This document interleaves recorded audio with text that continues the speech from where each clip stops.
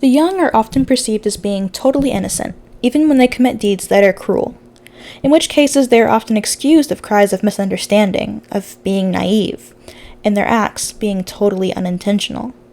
When they commit acts that even these excuses are too flimsy to defend, often we blame their parents, their authority figures, and the society itself for not protecting them or raising them better. In the case of the murder of Junko Furuta, the description of her treatment and torture led to a decades-long fascination around her story and the murderers who all but got away with it.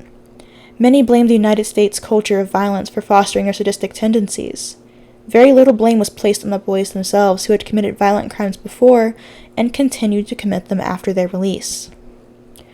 Junko Furuta was a 17-year-old high school senior who was well-liked and socially active.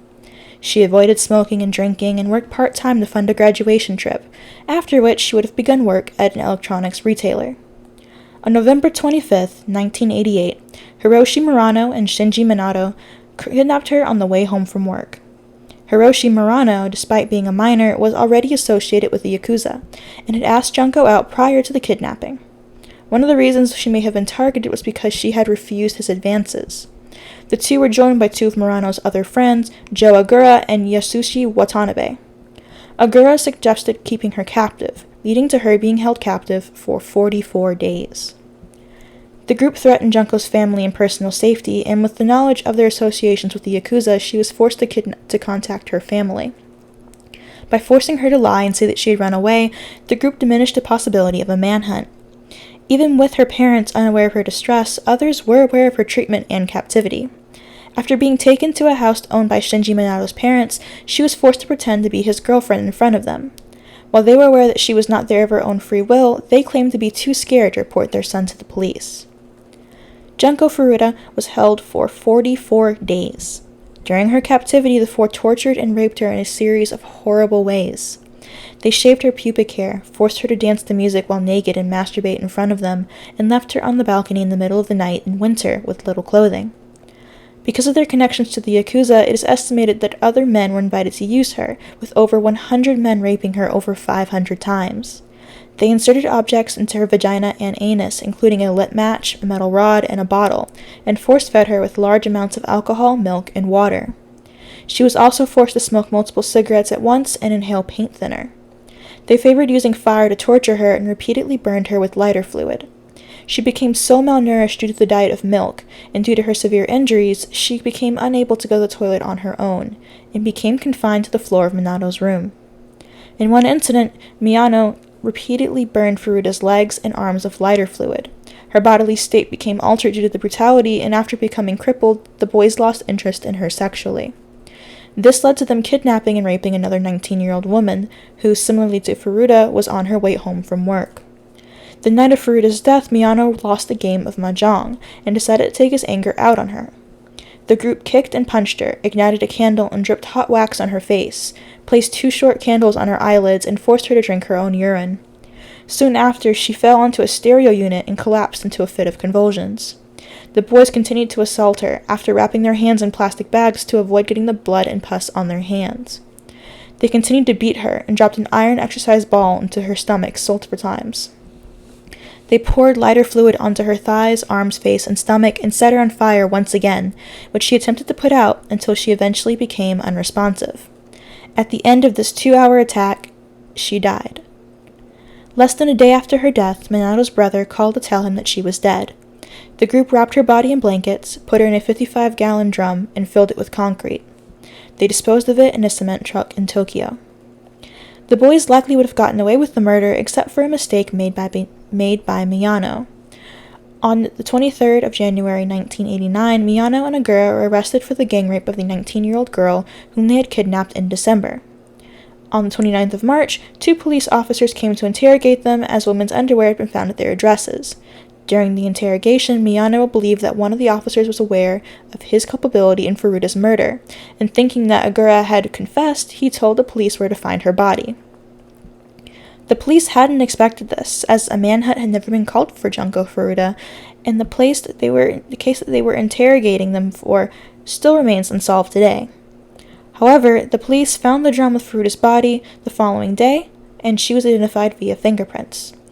Joe Agura Watanabe, Minato and Minato's brother were arrested, as well as several other accomplices who participated in Furuta's abuse, such as Tetsuo Nakamura and Koichi Ihara, who were charged with rape after their DNA was found on and inside the victim's body. The boys who did this crime were all minors, and because of their age, their identities were sealed, and they were only able to receive a maximum 20-year sentence, which is the highest one can receive before becoming a life sentence. Miyano received 17 years in prison. Minato received 5 to 9 years. Watanabe received 5 to 7. Despite the depravity of the crimes, each boy involved has since been released. This is due to the main goal of Japan's juvenile law system being to rehabilitate and support juvenile delinquents and reintegrate them back into society. While this is a noble goal and one that I generally support, it leaves cases like this without justice being served. In a case of petty crime like theft or drug use, a second chance can help a person get into the straight and narrow. But in cases like these, it leaves the public at risk for further attacks. Many of these men have continued to commit violent offenses, and they are all still alive today. Junko Furuta's case shook the country, but ultimately changed nothing. At the time, the case brought up public concern about the U.S. violence disease, which they claimed influenced the rising rates of crime in Japan and other non-Western countries. This case led to a public interest often still found in exploitation films and similar horror works. One of the most striking questions around the case is, who takes the blame for this crime? Why was the media so insistent on outsourcing the blame to America? It's true that American culture has glorified violence for years, but one can find a fair share of snuff films and brutally produced images in any part of the world. What's most disturbing about this case isn't necessarily the 4 boys who helped Junko captive, but the many other people who knew and did nothing to stop it. It was estimated that over 100 men raped her over 500 times. Why were they also not held accountable? Why did they not see this horrible, disgusting thing happening and decide to step in? One explanation might be the broken pot mindset, wherein they saw her as damaged goods and therefore not worthy of being saved. Others, like Minato's parents, hold a much higher level of culpability. No matter how scared they were of their own son, they were adults. They knew how that poor girl was being treated and chose to stay silent. The police in action could have saved her. On the 4th day of her captivity, they came by the house but neglected to check the basement. This sort of mishandling is common in police around the world. The justice system itself failed Junko for neglecting to correct Minato's behavior before this crime and for not punishing them harshly enough afterwards, allowing them to continue to terrorize people for years afterwards. I found this case to be a surprising example of human depravity.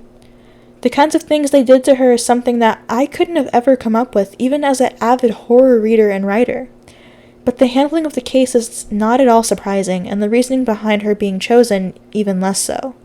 Despite the term incel not being coined for decades after, the entitlement and manner with which they treated her is reminiscent of the tenets of that movement. This, dear viewer, is where we part. Let me know your thoughts on this case. Let me know what you think about the presentation of this video.